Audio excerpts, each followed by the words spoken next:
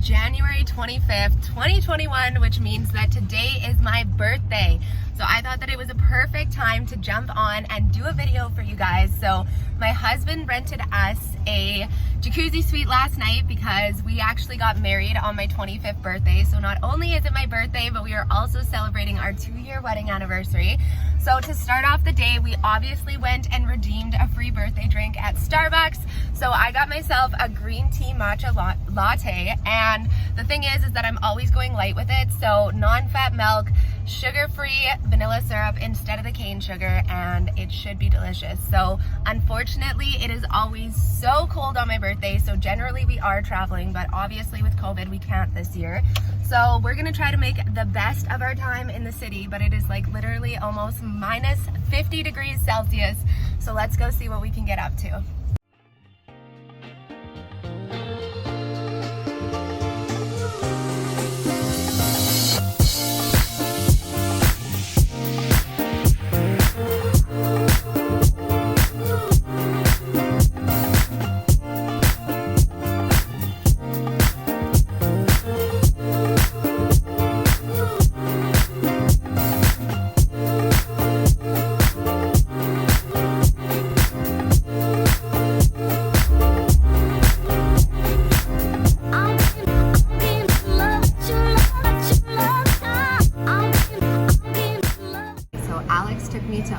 Breakfast, and we decided to do a little bit of sweet and savory. So our first dish is the do not go there, and the thing is that this bad boy is loaded with so much sweet goodness. So I'll show you guys a clip once we actually go into it.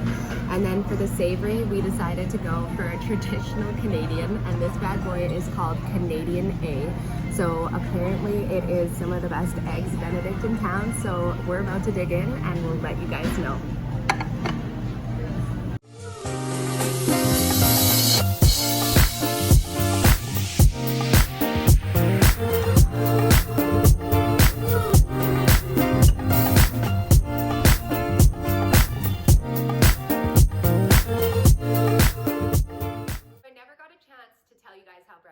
But all I can say is I highly recommend OEB to absolutely anybody.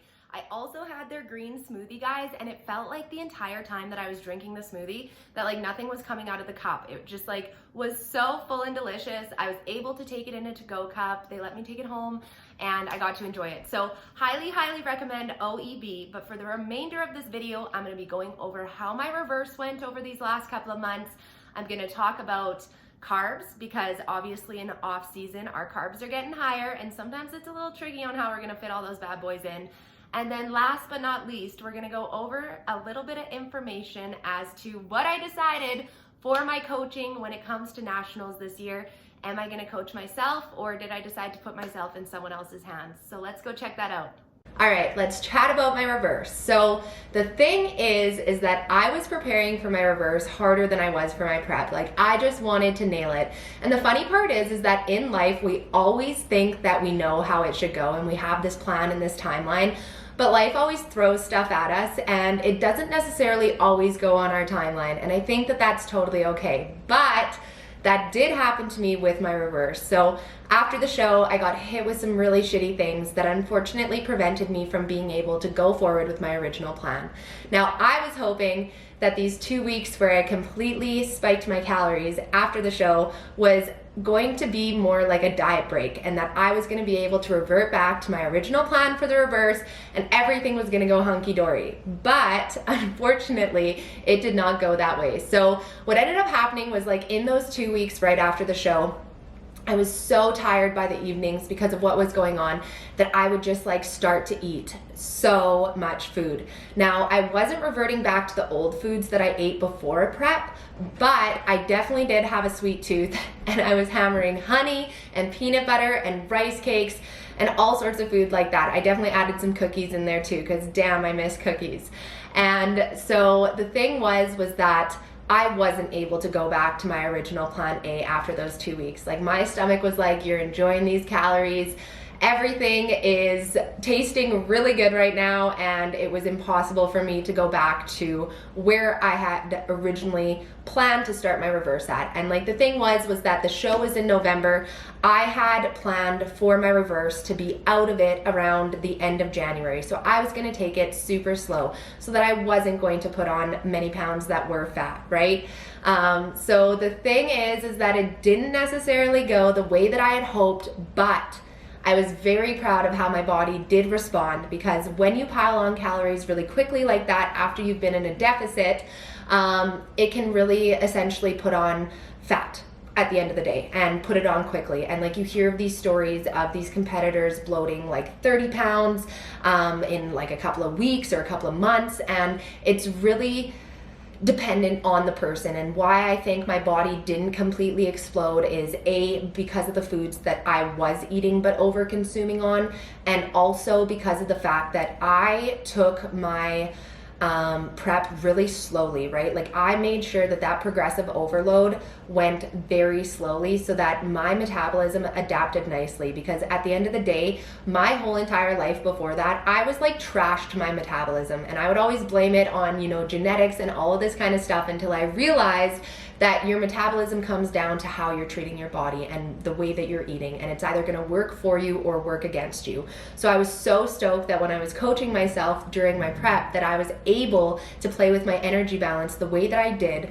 And so that's where I think I really benefited to not gain 30 pounds with the way that I was eating. So like, when it came to showtime, I didn't really like talk about my calories very much, because your calories are very much dependent on your body weight, your sex, your age, so many different factors, how much exercise you have. So that's why I never usually like to talk about calories, but in this video, I am gonna talk about my calories. So I never got lower than around 1,300 calories. And I had started around, I think, 1,900 at the start of my 16-week prep. And the thing is that when I was going through those 2 weeks after my show, and I just like spiked my calories, like guys, I was going anywhere from 4,000 to 5,000 calories a night at the end of the day. And so it was a huge amount compared to the 1,300 that I was eating during the end of prep there.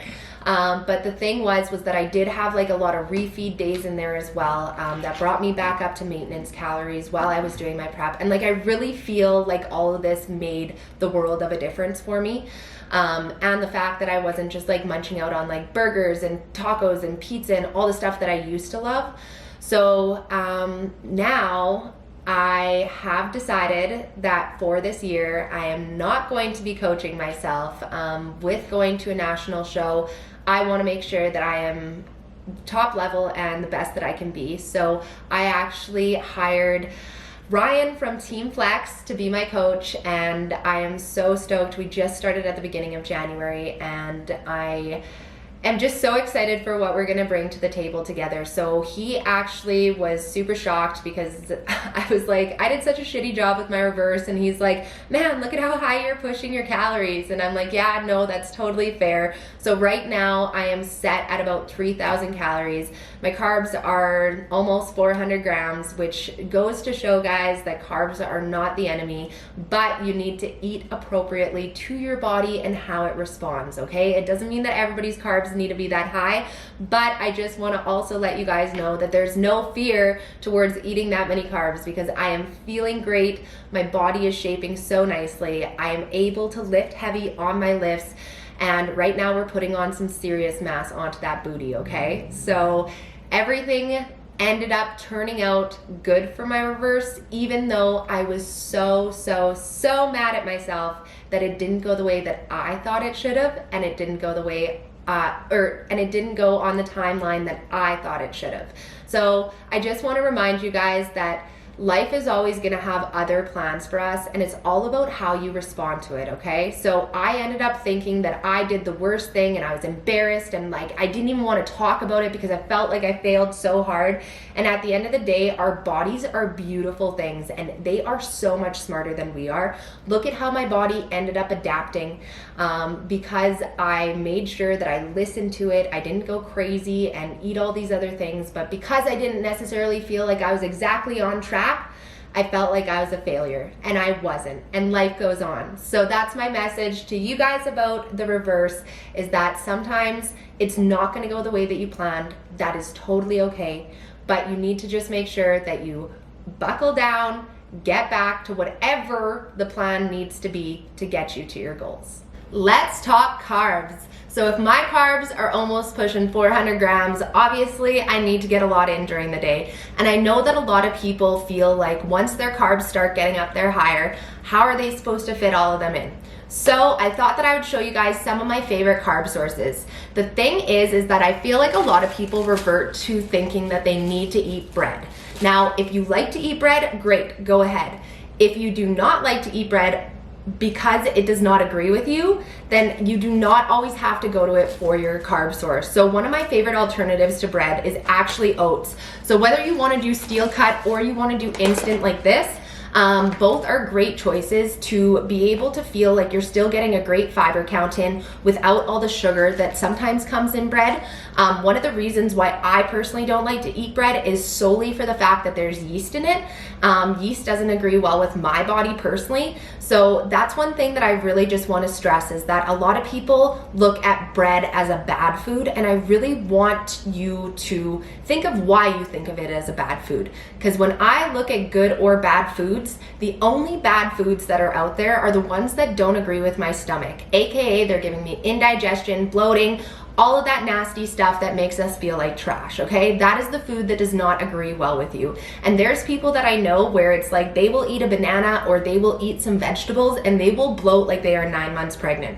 Now, that shows that there's a food intolerance there, and it's just something that doesn't fit well in their nutrition. That does not mean that fruits and vegetables are bad. It does not mean that bread is bad, but we do need to understand that some items are processed, some items are whole. Of course, we would rather have whole items all the time to make sure that our body is top notch, but at the end of the day, mentally, that's never gonna work for us, which is why we need to make sure that we look at other items that might be processed so that we can mentally stay sane and enjoy the foods that are around us, but in the proper consumption and the way that works well for our bodies. So, back to the carb sources. So we have covered oats, we've covered bread, and now I want to talk to you guys about fruits and vegetables.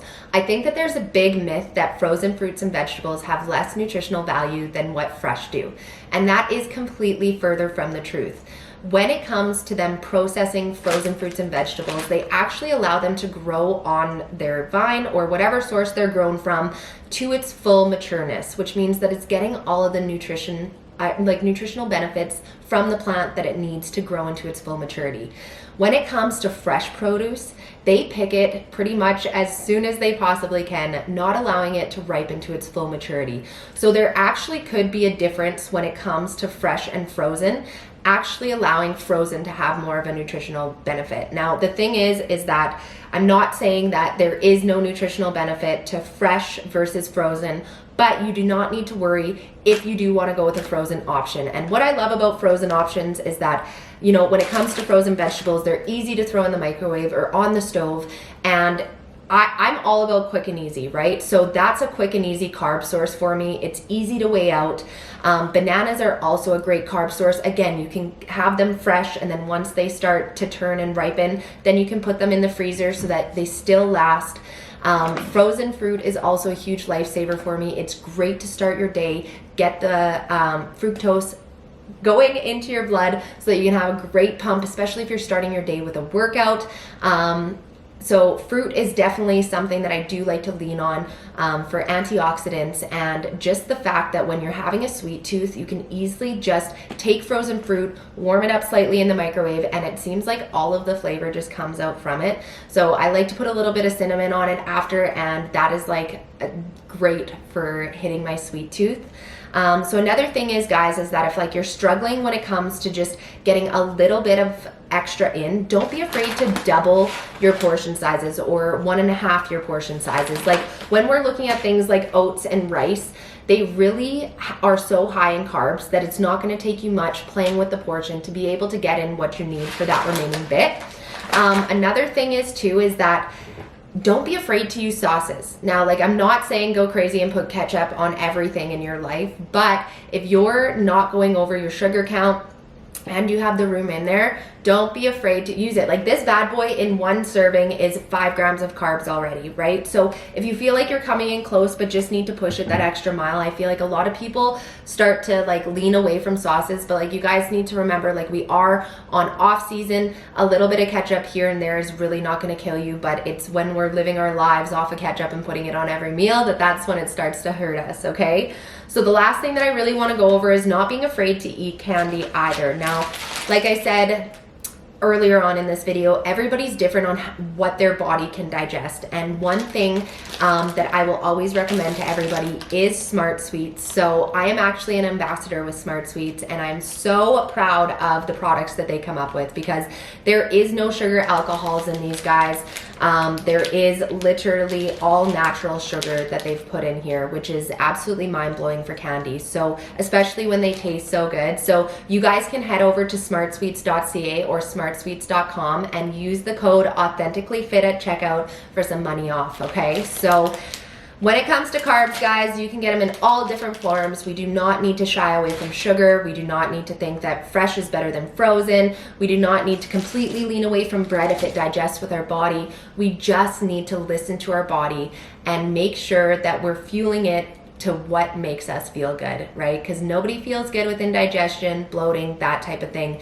But when you can learn to have a healthy relationship with carbs, with calories, and look at them for what they are and know that they have a place in your day, that is when you start to have a really sweet relationship with food. So if you guys have any questions about this, make sure that you drop them below.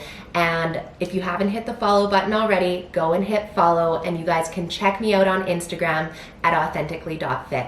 Thanks so much, guys, and I'll check you next time.